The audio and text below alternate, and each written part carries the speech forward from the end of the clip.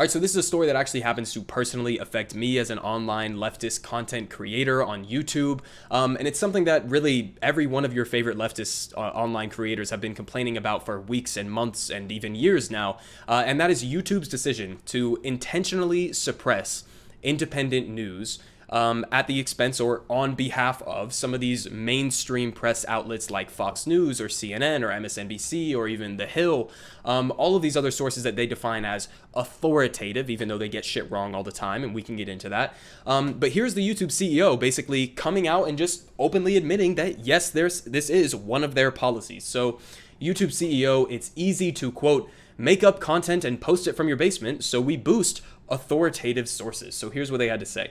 YouTube CEO, and I'm probably going to fuck up this name, Susan Wojcicki, has acknowledged that the platform's policy of boosting authoritative mainstream media sources and suppressing independent creators in search makes it, quote, harder in some cases for channels, maybe who are getting started or smaller, like myself, to be able to be visible when there's a major event or when people are looking at something that is science or news related, but insists that the policy is really, really important. Okay, so whenever there's science or news, that is a gigantic portion of YouTube as a whole. Science and news, I mean, this is a gigantic platform where people are supposed to go and be able to give their opinions on these matters, but on science or news related. So basically what that's saying is during these peak moments where people are going online and looking up for information on all of these news pieces that are coming out or all of these events that are happening around them, let's say you went to look up George Floyd and the George Floyd trial, you wouldn't see my coverage of that pop up in the search results. You would only see CNN or Fox News or MSNBC. That's what people see first. And so that's where primarily a lot of the traffic goes. And that obviously is at the detriment of all of these other independent sources. So they continue on here. While she acknowledged that this policy does make it harder for creators in some cases, she argued that the policy is necessary because, quote, when we had the Las Vegas shooting, unfortunately, there were a lot of people who were uploading content that was not factual, that was not correct, and it's much easier to just make up content and post it from your basement than it is to actually go to the site and be able to report and have high quality journalistic reporting. This point is absolute nonsense. First of all, because who is YouTube? Who are you as the CEO of YouTube to define what's true or not in the first place? There is no such thing as a ministry of truth that always gets things right all the time. And there's no way for us to trust you, a private corporation, to be honest in your judgment of what is true and what's not true. So it's absolute bullshit. You have to have a level playing field on these things. And it's also bullshit because she says, oh, some of these outlets like myself or Kyle Kalinske or any of these other leftist independent news outlets aren't producing on-the-ground high-quality reporting. Well, look at Status Coup, okay? I don't know if any of you guys have been keeping up with what's been going on with Jordan Cheriton at Status Coup, but his channel has been aggressively suppressed recently, where they're dropping off on sub growth by in the hundreds of percentiles, and a lot of their videos have been taken down as well. And this is a channel that does high quality on the ground reporting. An example of this was during the Capitol insurrection on January 6th. Status Coup was on the ground. They were interviewing Trump supporters who were there protesting, right? Doing on-the-ground high-quality journalism where they were asking them questions about why they were there. They were also providing a counter-narrative to some of the falsehoods that these Trump supporters were putting out there. And they were correcting some of the factual mistakes that they were making. And then they produced this footage, and they uploaded on their channel. Some mainstream outlets as well, like CNN, MSNBC, start using their reporting, start using their footage, and then YouTube takes down their footage. YouTube targets their footage and suppresses their version of the footage and says that they violated YouTube's terms of service by spreading false information about the election. Meanwhile, the authoritative sources are using the same exact goddamn clips that are then being promoted by the algorithm. So for her to say that it's just a matter of, oh, you're not doing high quality on the ground reporting, well, no, fuck you. In fact, one of the best high quality on the ground reporting channels on this on YouTube has been the most suppressed of any of our channels. So it's utter bullshit, this line that they're putting out there. She continues on here. So sure, we want to enable citizen journalism and other people to be able to report and other people to be able to share information on new channels. But when we're dealing with a sensitive topic, whatever the fuck that means, we have to have that information coming from authoritative sources so that the right and accurate information is being viewed by our users first.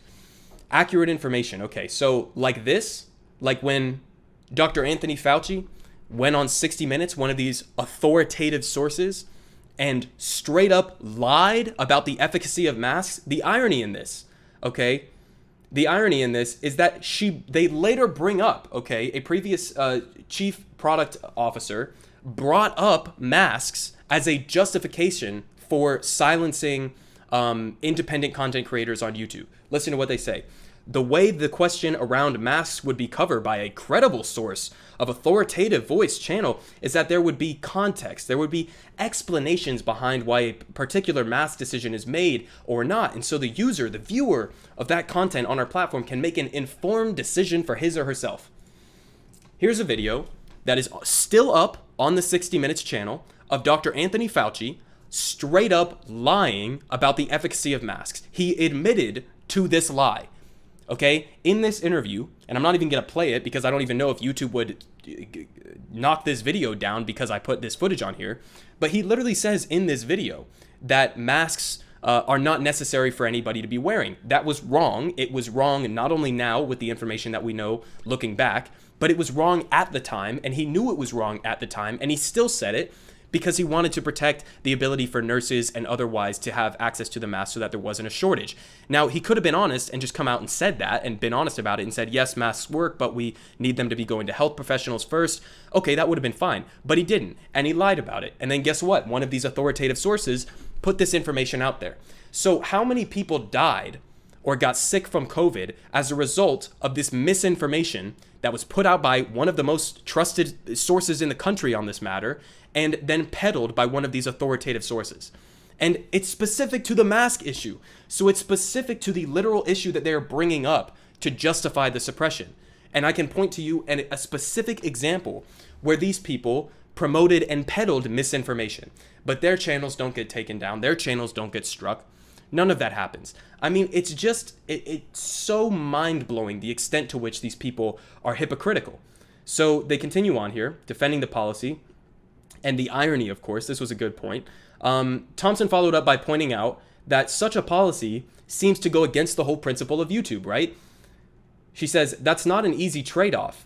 I mean, your name is YouTube. The whole principle is that you, meaning anyone, can have complete free speech and publish whatever they want, or that was the founding principle. I would imagine that this is a trade-off that did not come lightly. But she tried to defend the policy again by claiming that YouTube's early videos were mostly entertainment and music, and that the platform still wants to enable artists to break out, but there needs to be a different approach for sensitive content. So again, okay, listen.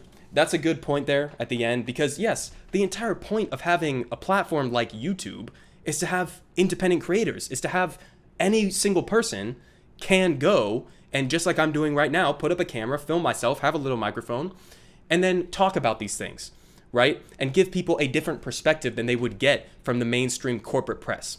And the other point on that is, this is the whole specific reason why YouTube should exist in the first place, having that other platform. These news outlets like CNN, MSNBC, Fox News, they're on fucking TV. They don't need you to platform them on what is supposed to be a platform for independent creators. They already have their platform, and now you're saying you want them to dominate this other platform, which is supposed to be for independent creators? I mean, it's just, it blows your mind. They not only have they completely lost the plot on what YouTube is even marginally supposed to be for, now it's just a money-making machine designed to protect the corporate narrative, but they're also just completely relying on their own personal opinions on what is factual, what is not factual. How many times has the mainstream press gotten some of the most important issues completely wrong? I mean, the most obvious and glaring one would be the Iraq War. The job of a journalist is supposed to be to hold the powerful accountable, to be that check on the powerful. And instead, they were just the mouthpieces for the military-industrial complex. They were the mouthpieces for the intelligence community, and they helped sell a war to the American people that was based on false premises. that was based on lies, and that resulted in hundreds of thousands, if not millions, of deaths.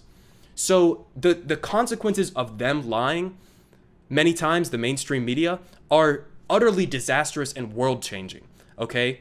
And yet they don't crack down on that. They don't hold them to that same standard, okay? They just take the institutions at their word by default, as if they are always 100% authoritative and correct, and meanwhile us independent, small, leftist content creators can just go fuck right off.